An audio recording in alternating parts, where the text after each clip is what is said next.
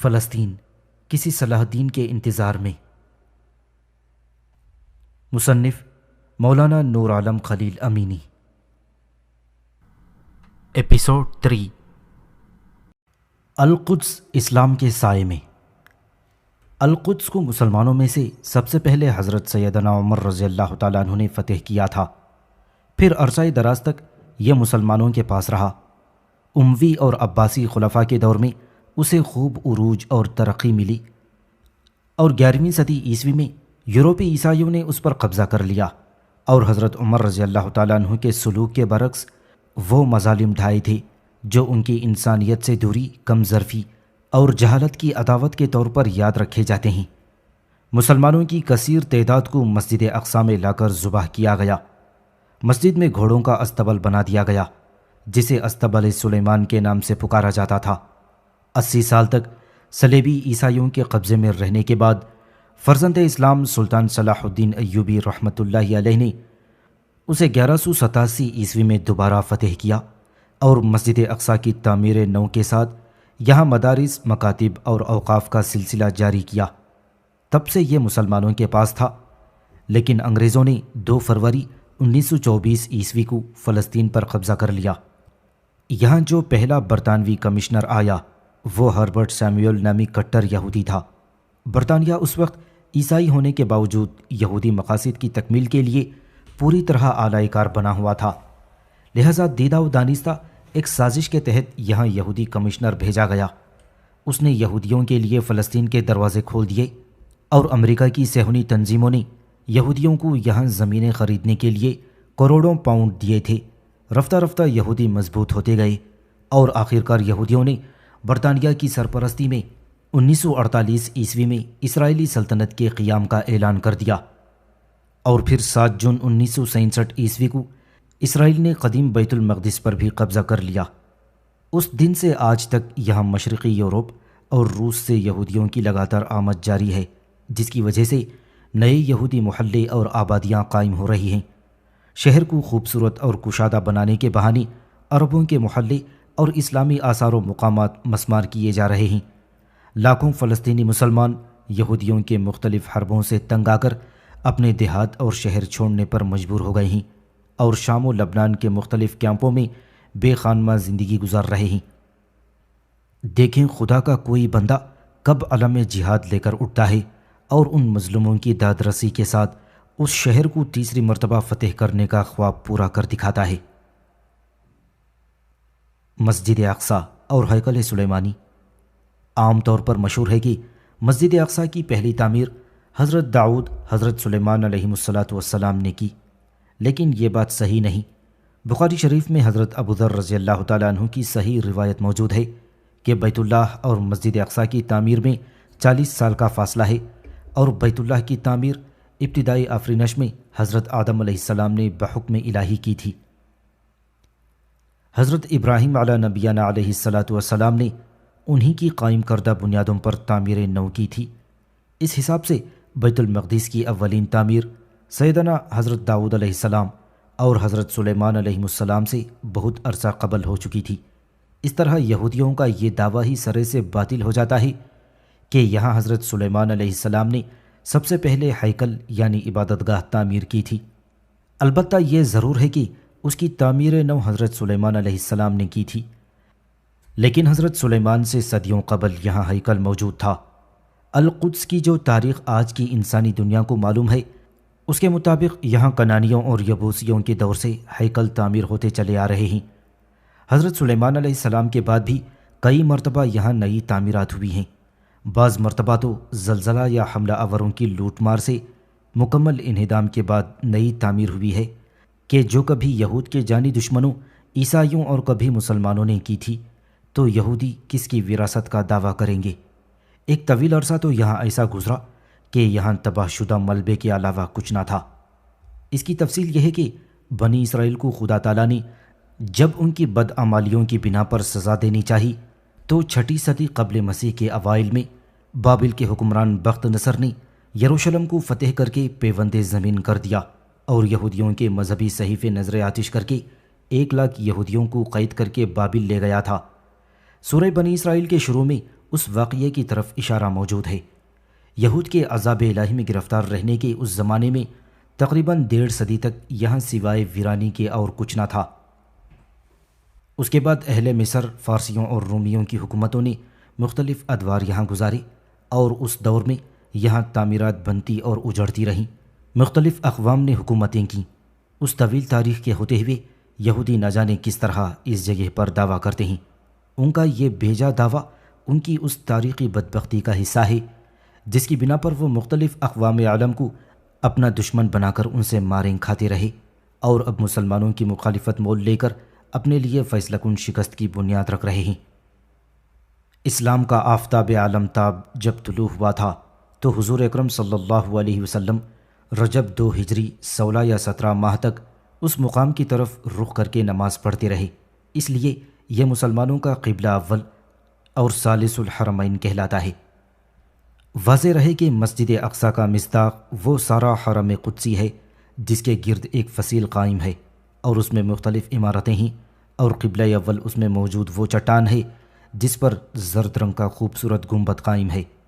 یہاں سیدنا عمر رضی اللہ تعالیٰ عنہ کے دور میں مسلمانوں نے اس شہر کو فتح کیا تو اس وقت یہاں کے عیسائی حکمرانوں اور پادریوں کی بے توجہی اور بے ادبی کی وجہ سے یہ ساری جگہ ویران تھی اور مقدس چٹان پر کوڑا پڑا ہوا تھا۔ حضرت عمر رضی اللہ تعالیٰ عنہ نے اس کی صفائی کا حکم دیا اور خود بھی صحابہ کرام کے ساتھ مل کر صفائی کی۔ مسند احمد کی صحیح روایت ہے کہ آپ رضی اللہ تعالیٰ عنہ نے حضرت کعب احبار رضی اللہ تعالیٰ عنہ سے پوچھا کہ کہاں نماز پڑھوں؟ انہوں نے فرمایا کہ آپ میرا مشورہ سنتے ہیں تو چٹان کے پیچھے کھڑے ہو کر نماز پڑھیں تاکہ سارا قدس آپ کے سامنے ہو۔ حضرت عمر رضی اللہ تعالیٰ عنہ نے فرمایا کہ یہ آپ نے یہودیوں سے ملتی جلتی بات کی، میں تو وہاں نماز پڑھوں گا جہاں رسول اللہ صلی اللہ علیہ وسلم نے نماز پڑھی تھی۔ چنانچہ آپ حرم کے قبلے والی جانب گئے اور براق باندھنے کی جگہ کے قریب فاتحین صحابہ کے ساتھ نماز پڑھی۔ پھر آپ نے یہاں مسجد کی تعمیر کا حکم دیا۔ یہ مسجد کھجوروں کے تنوں اور پتوں سے تعمیر کی گئی تھی۔ اموی دور خلافت میں جب مرکز خلافت شام میں تھا تو بیت المقدس کو خاص اہمیت حاصل ہوئی اور اموی خلیفہ ولید بن عبد الملک نے مسجد اقصیٰ کی نئی تعمیر کی۔ یہ تعمیر حضرت عمر رضی اللہ تعالیٰ عنہ کی تعمیر کردہ مقام پر تھا اور ان کی مسجد اس نئی مسجد کے اندر آ گئی۔ موجودہ تعمیر کی بنیادیں اموی خلفاء کی ڈالی ہوئی ہیں۔ مورخین کا کہنا ہے کہ جس طرح بیت المقدس کی فتح حضرت عمر رضی اللہ تعالیٰ عنہ کا کارنامہ ہے، اسی طرح اس کی شاندار تعمیر کا اعزاز اموی خلفاء کو حاصل ہے۔ بعد ازاں سلاطین اسلام اس کی دیکھ بھال، تعمیر و مرمت اور تزئین اور آراستگی اور اضافات کرتے رہے تھے۔ حدود حرم میں واقع مسجد کے ہال کا طول 600 گز اور عرض 700 گز ہے۔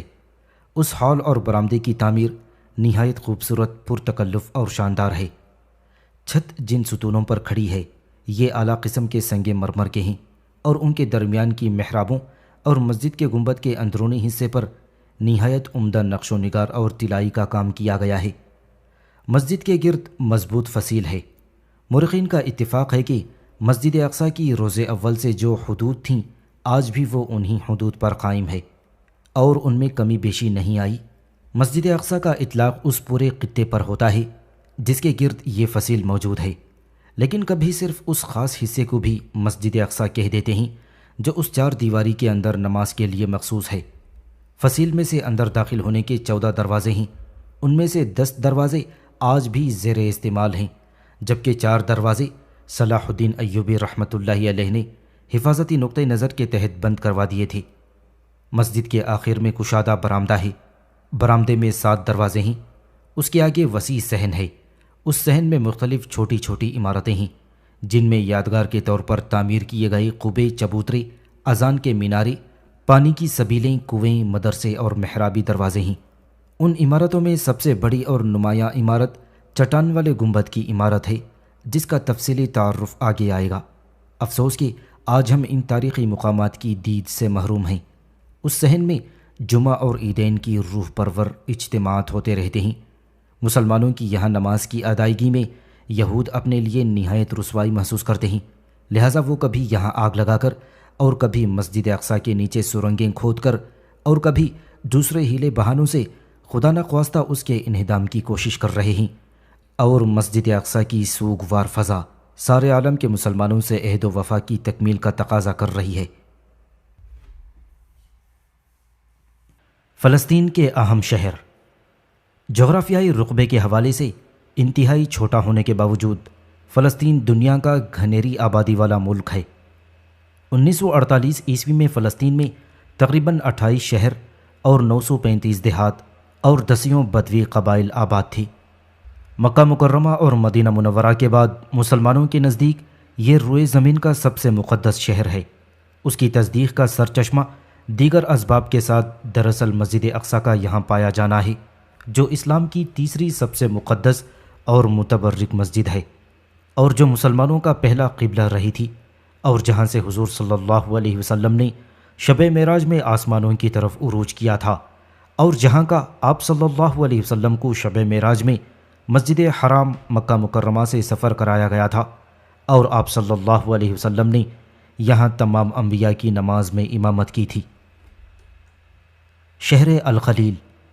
اس شہر کا نام حضرت ابو الانبیاء ابراہیم خلیل اللہ علیہ السلام کے نام پر ہے، کیونکہ یہی آپ علیہ السلام کا اور آپ کی اہلیہ حضرت سارہ علیہ السلام کا مدفن ہے۔ نیز حضرت یعقوب علیہ السلام اور یوسف علیہ السلام کی قبریں بھی یہیں واقع ہیں۔ یہ شہر مغربی کنارے کے جنوب میں واقع ہے۔ یہاں کی آبادی اس وقت تقریباً 1,30,000 ہے۔ یہاں کے باشندے مذہب پسند اور مضبوط اجتماعی رشتوں کا پاس کرنے کے تعلق سے خاصی شہرت رکھتے ہیں۔ یہ شہر حضور صلی اللہ علیہ وسلم کی طرف سے حضرت تمیم داری رضی اللہ تعالیٰ عنہ کو جاگیر میں ملا تھا۔ یہی شہر مشہور اسلامی قائد فاتح اندلس اور والی شمال افریقہ حضرت موسیٰ بن نصیر رحمۃ اللہ علیہ کے جائے پیدائش ہے۔ نابلس۔ یہ شہر مغربی کنارے کے شمال میں واقع ہے۔ اس کی جائے وقوع جنوباً جبل جرزیم اور شمالاً جبل عیبال کے درمیان واقع مشرق و مغرب سے کھلی ہوئی وادی ہے۔ بحر متوسط سے یہ شہر 42 کلومیٹر کے فاصلے پر ہے۔ اس شہر کو مشہور صحابی فاتح مصر حضرت عمرو بن عاص رضی اللہ تعالیٰ عنہ نے فتح کیا تھا۔ اس وقت اس کی آبادی تقریباً 1,40,000 نفوس پر مشتمل ہے۔ متعدد انقلابی تحریروں میں چونکہ یہاں کے باشندے پیش رہے تھے، اس لیے اسے اور آس پاس کے علاقوں کو کوہ آتش بھی کہا جاتا ہے۔ یہاں کے لوگ عموماً پڑھے لکھے ہوا کرتے تھے۔ ماضی میں بھی اس کی خاک سے جلیل القدر علماء اٹھے، جنہیں عالمی شہرت ملی، اور انشاءاللہ اخروی سرخ روئی سے بھی وہ سرفراز ہوں گے، جیسے مشہور حنبلی فقہ ابن قدامہ مقدسی رحمۃ اللہ علیہ، قاضی دفیقہ حنبلی مرداوی رحمۃ اللہ علیہ، محدث و اصولی اور ادیب سفارینی رحمۃ اللہ علیہ، اور محقق و مورخ اور اہل قلم و مصنف محمد عزت دروزہ رحمۃ اللہ علیہ۔ شہر غازہ۔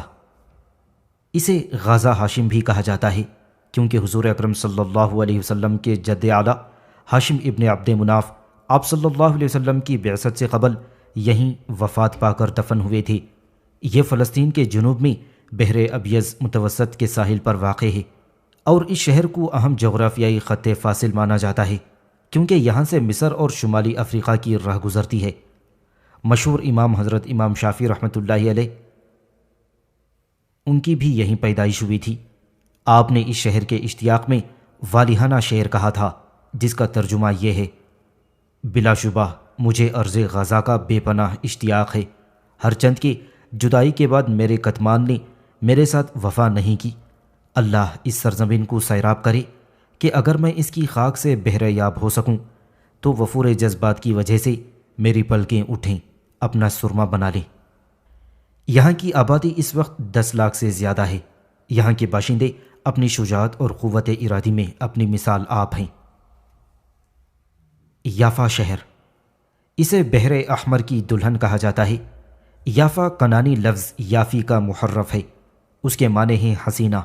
اسی کے قریب یہودیوں نے تل ابیب شہر آباد کیا ہے۔ غاصب یہودیوں کے خلاف جد و جہد آزادی فلسطین میں اہل یافا کا بڑا رول رہا ہے۔ یافا تحریک آزادی فلسطین کے بڑے قائد حسن سلامہ کی سرگرمیوں کا مرکز رہا۔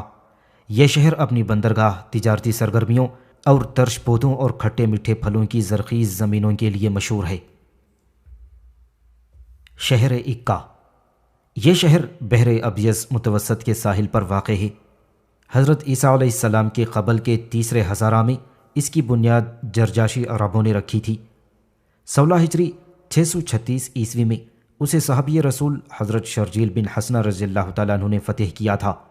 حضرت معاویہ رضی اللہ تعالیٰ عنہ نے شام کی اپنی ولایت کے زمانے میں یہاں سفینہ سازی کا کارخانہ قائم کیا تھا اور یہیں پہلی اسلامی بندرگاہ تعمیر کی، جس سے قبرص اور روڈس کی فتح کے لیے اسلامی افواج نے بحری راستے سے اپنا حملہ جاری رکھا، اور انہی افواج نے بعد میں یعنی 1214 ہجری 1799 عیسوی میں فلسطین پر فرانسیسی قائد نیپولین بوناپارٹ کے حملے کو پسپا کر دیا اور اسے شکست خوردہ الٹے پاؤں لوٹ جانا پڑا۔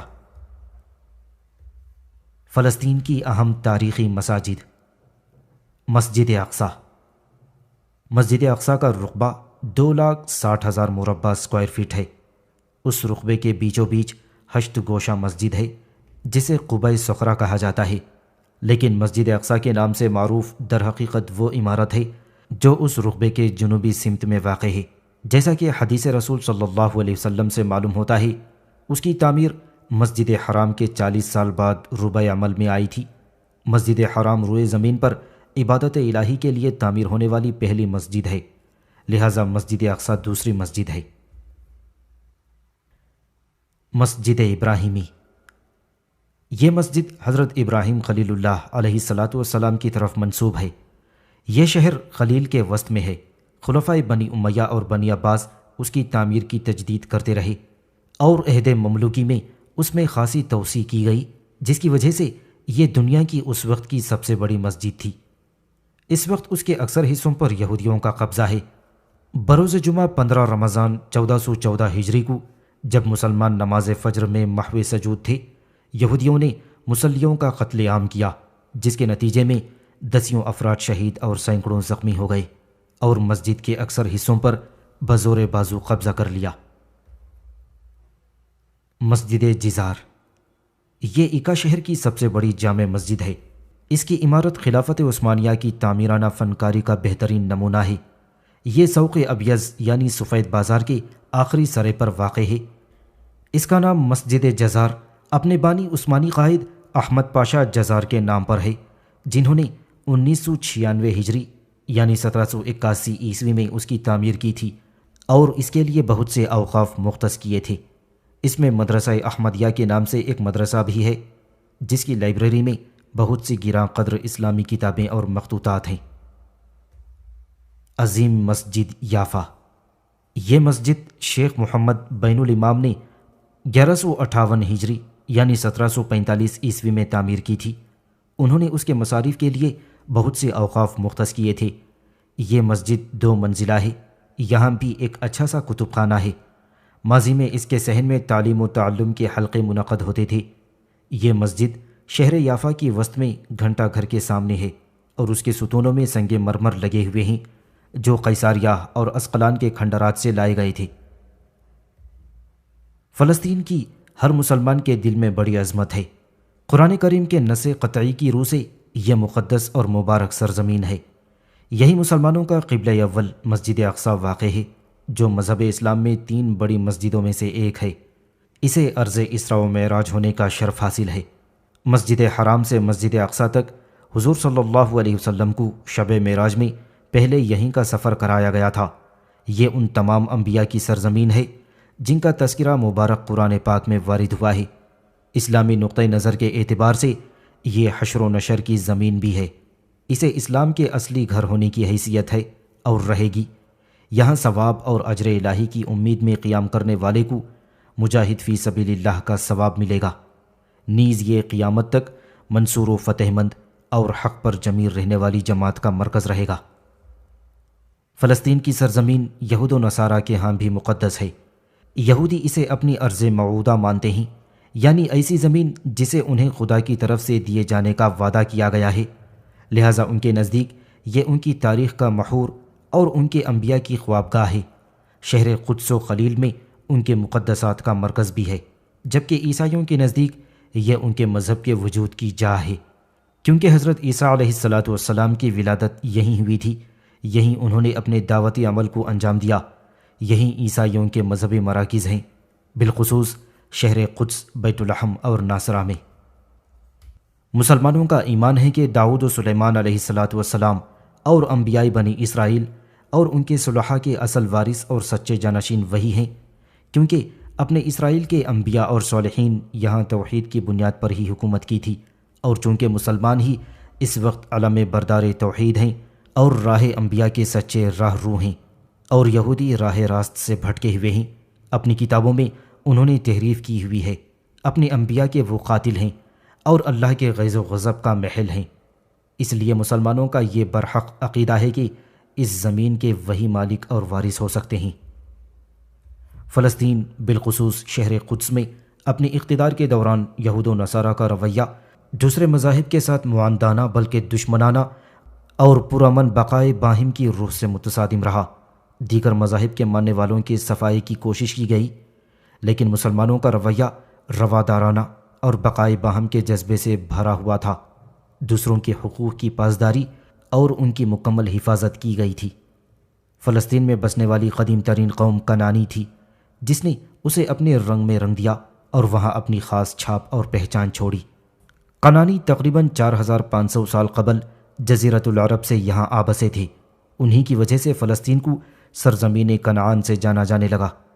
فلسطین کے موجودہ فلسطینی انہی کنانیوں کی اولادیں ہیں یا ان لوگوں کی اولاد ہیں جن کا کنانیوں سے اختلاط ہوا اور ان سے رشتہ ازدواج میں منسلک ہوئے۔ یہ بحر متوسط کے مشرقی خطے اور عربی قبیلوں کے لوگ تھے۔ حالانکہ فلسطین پر مختلف قوموں نے حکومت کی، لیکن وہاں کے اصل باشندے وہاں بلا انقطاع آباد رہے۔ انہی باشندوں کی اکثریت حلقہ بگوش اسلام ہوئی اور اسلام کی آمد کے ساتھ ان کی زبان عربی زبان بن گئی۔ 15 ہجری 636 عیسوی میں اسلامی فتح کے وقت سے اب تک تاریخ کے اکثر اور طویل ترین دور میں فلسطین کی اسلامی شناخت بلا توقف قائم اور واضح رہی۔ 1947 عیسوی میں صہیونی قبضے کے بعد فلسطین کے کسی حصے سے زبردستی فلسطینیوں کو جلا وطن خانمہ برباد کر دیے جانے سے مذکورہ سچائی میں کوئی فرق واقع نہیں ہوتا۔ یہودیوں کے بے بنیاد دعوے۔ سرزمین فلسطین پر عرب مسلمانوں کے حق کے سامنے اس پر یہودیوں کے حق کے دعوے تاش کے پتوں کی طرح بکھر جاتے ہیں، اس لیے کہ یہودیوں کی ریاست کے قیام سے 1500 برس پہلے مسلمانوں نے اس سرزمین کو آباد کیا تھا۔ اس پوری مدت میں یہاں ان کی موجودگی کو تسلسل حاصل رہا۔ فلسطین پر یہودیوں کے بڑے بول کی حقیقت صرف یہ ہے کہ انہوں نے یہاں کے کچھ حصے پر حکومت کی، سارے فلسطین پر ان کا اقتدار کبھی قائم نہ ہو سکا۔ یہاں ان کی حکومت کی مدت 1000 سے 586 قبل مسیح میں صرف 4 صدی پر محیط رہی، پھر ان کے اقتدار کی بساط لپٹ گئی۔ جیسے دیگر اقوام یعنی آشوریوں، فارسیوں، فراعنہ یونانیوں اور رومیوں کے اقتدار کا اپنے اپنے وقت پر سنت اللہ کے مطابق خاتمہ ہوتا رہا، جبکہ فلسطینی یہیں آباد رہے۔ اپنی خاک سے ان کا رشتہ کبھی بھی منقطع نہیں ہوا۔ فلسطین پر اسلامی اقتدار 1200 سال تک قائم رہا، یعنی 636 عیسوی سے 1917 عیسوی تک، جس میں صرف 90 سال کے صلیبی دور کا استثناء کیا جا سکتا ہے۔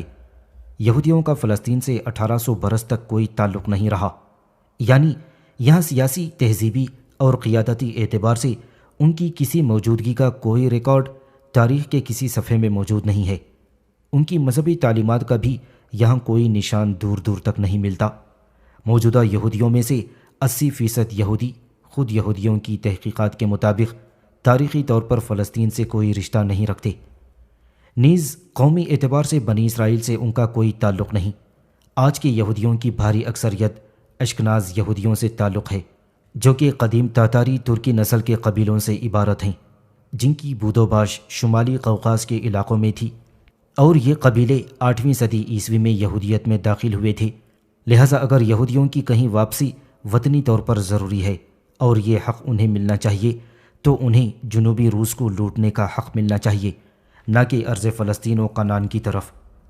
اور پھر یہ کہ فلسطین سے یہودیوں کے تعلق اور اس کی مٹی سے ان کی وابستگی کا دعویٰ اس سچائی کے سامنے نہیں ٹھہرتا کہ بنی اسرائیل کی اکثریت نے ارض مقدسہ کی طرف روانگی کے تعلق سے موسیٰ علیہ السلام کی بات ماننے سے انکار کر دیا تھا، نیز ان کی اکثریت نے اس وقت بابل سے یہاں آنے کو بھی مسترد کر دیا تھا جب شہنشاہ فارس خوروش نے ان کو یہ پیشکش کی تھی۔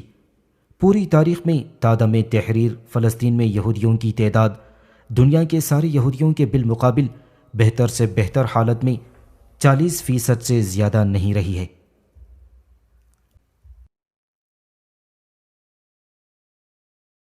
سامعین سے گزارش کی جاتی ہے کہ ہمارے سارے چینلز ایلیکونٹ ادب ایکسٹراس، سوارڈ آف حق چینل اور اتحاد الانصار چینل میں جن آڈیو بکس اور سیریز کو مکمل کیا جا چکا ہے، ان سب کا مطالعہ ہمارے پلے لسٹ سیکشن سے کریں اور ان آڈیو بکس اور سیریز کو آپ اپنے دوست و احباب میں شیئر کرتے رہیں، اور ہمارے سوشل میڈیا پلیٹ فارمز کے لنکس ڈسکرپشن میں دیے گئے ہیں۔ ہمیں سبسکرائب اور فالو ضرور کریں۔ جزاک اللہ۔